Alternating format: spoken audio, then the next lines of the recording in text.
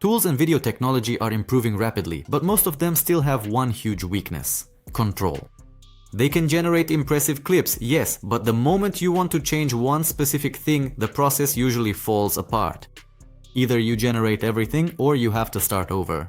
That's why Pika caught my attention, because instead of just generating video, it looks like an attempt to make AI editing truly practical. So I wanted to see how far this actually goes.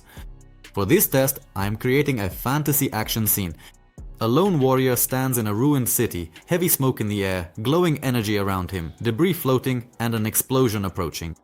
This setup is ideal because it combines atmosphere, movement, effects, and character consistency all in one scene. I start with text to video. The very first generation is strong. The environment feels weighty, the smoke looks alive, the lighting is dramatic, and the character's placement appears stable. This is important because many AI models still struggle with balancing a scene. You can already feel the cinematic quality here. But the interesting part begins when I stop thinking of this as generation and start seeing it as editing. First, I use image to video. I take a custom static frame of a warrior and animate it. This is a real test of consistency. If the object changes too much, the illusion falls apart.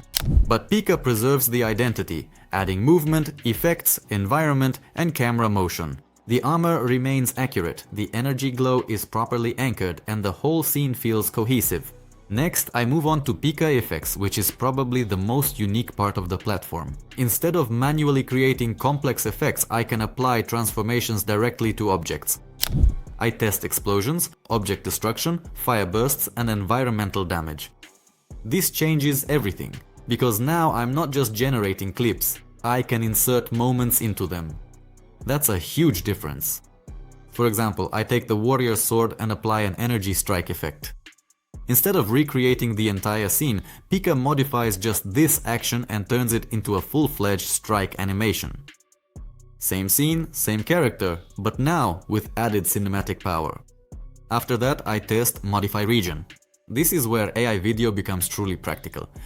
I select one part of the scene, the sky, and replace it with storm clouds and lightning without touching the character or the environment below.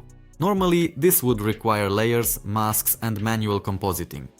Here, it all happens in a single workflow. Then I continue the sequence. This is important because short clips are easy. Continuity is hard. I move the action forward, letting the explosion expand, debris fly further, and the character move through the destruction. What's impressive is that the visual logic is preserved, the world isn't reset, the physics remain fairly believable, the momentum continues, and that's what makes Pika different. It's less about pure generation and more about guided transformation. That's exactly where AIvideo is heading. Not just make me something cool, but take this and build on it. This shift is important because creators no longer need random results. They need tools that allow them to shape, refine, and direct content without having to completely recreate it every time. And honestly, this is exactly where Pika becomes powerful.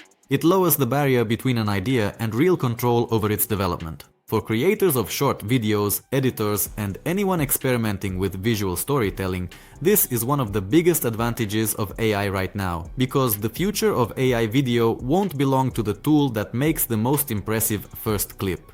It will belong to the tool that gives the most control after the first clip has already been created.